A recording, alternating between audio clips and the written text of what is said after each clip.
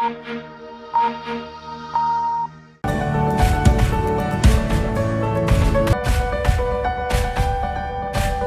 Bharatiya Janata party के राष्ट्रीय अध्यक्ष जेपी नड्डा ने उत्तर प्रदेश से केंद्रीय कार्यकारिणी में 8 नए चेहरे लिए। इस विषय पर चर्चा करने के लिए हमारे साथ हैं जो बीजेपी को लंबे समय से देख रहे हैं, विजय त्रिपाठी। इनका लंबा अनुभव है। इसी विषय पर इनसे जानते हैं कि क्या मायने रखता है इस 8 नए चेहरों का, जो लोकसभा चुनाव में क्या फायदे करेंगे। विजय जी, आपको हमारे चैनल में बहुत बहुत स्वागत है। और हम आपसे जानते हैं कि ये जो नए 8 चेहरे दिए गए हैं, इसमें कितना काम होगा जो 2024 में सफल होंगे।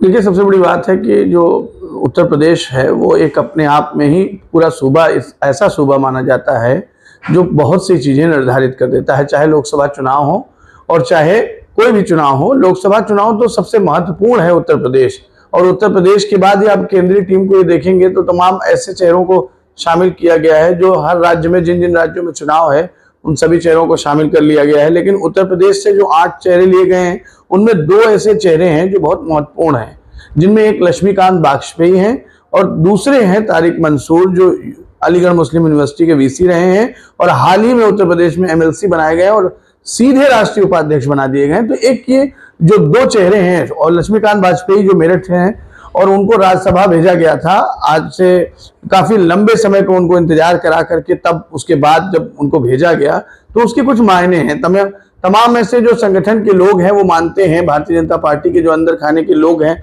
वो कहते हैं कि जो संगठन के कुशल जानकार हैं उन्हें मौका मिला है, चाहे सुनील बंसल हो, फिर से सुनील बंसल को मौका दे दिया गया।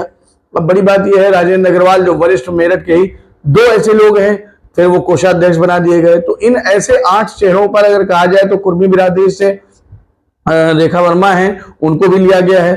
तो ऐसे लोगों को शामिल इसलिए किया गया है कि राजनीतिक दृष्टिकोण से इनकी महत्वता कितनी जरूरी है वो दिखाती है। तारिक मंसूर एक ऐसा नाम जो मुस्लिम चेहरे के रूप में है, लेकिन मुस्लिम को कितना साथ लेना चाहती है भारतीय जनता पार्टी वो इस निर्णय से साबित होता है। वो पढ़ी लिखी बिरादरी को चाहती है, वो सशक्त जो राष्ट्र के लिए समर्पित हो, ऐसी बिरादरी मुस्लिमों में ऐसी जमात जो पढ़ी लिखी है उन्हें अपने साथ जोड़ना चाहती है। और भारतीय जनता पार्टी साफ निर्देश अब आपको दिखा रही है कि अब आने वाले समय में 2024 में मुस्लिमों के साथ वो जोड़ना चाहती है, लेकिन एक वर्ग ऐसा हो जो राष्ट्र को समझे और देश को समझे और भारतीय जनता पार्टी के विचारों को समझते हुए उस तरीके से राजनीति के नए पैमाने को पूरा करे जो जरूरी हो। अब यही एक महत्वपूर्ण विषय था जो एक नई कार्यकारिणी आज बनी है उसमें साफ दिख रहा है। नहीं, इसी एक कड़ी में गोरखपुर से आरएलडी को दिया गया है जो काय से समाज चाहते हैं।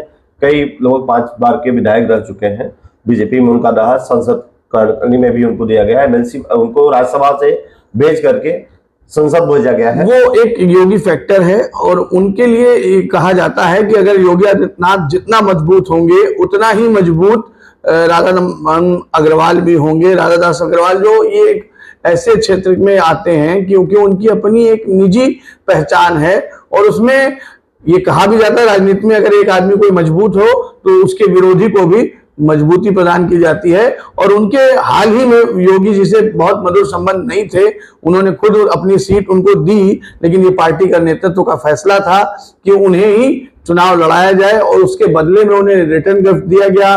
उसके बावजूद उन्हें राष्ट्रीय महामंत्री बना दिया गया। ये बड़ा चेहरा है और इसलिए बड़ा बनाया जा रहा है क्योंकि आने वाले समय में ऐसे सेकंड लाइन लीडरशिप को भी डेवलप कर रही है भारतीय जनता पार्टी, जिनसे लोकसभा चुनावों में बड़ी मदद ली जा सके। इसमें एक तौर आप देख रहे हैं कि रेखा वर्मा को महिलाओं में लिया गया है, उनकी कितनी पकड़ है महिलाओं में या अपने क्षेत्र में, इस पर क्या कहना है? देखिए, महिलाओं को महिला के कोटे से भी एक नाम जाना था, हालांकि छत्तीसगढ़ से सरोज पांडे फिर आ गई हैं, लेकिन रेखा वर्मा इसलिए बड़ा चेहरा है क्योंकि वो सांसद भी रही हैं। और दूसरी चीज, कुर्मी बिरादरी ऐसी बिरादरी है उत्तर प्रदेश में जो ओबीसी वर्ग से आती है और वो भाजपा के साथ अभी फिलहाल जुड़ी हुई है और ओबीसी बिरादरी को साधने के लिए भी रेखा वर्मा का चयन किया गया है।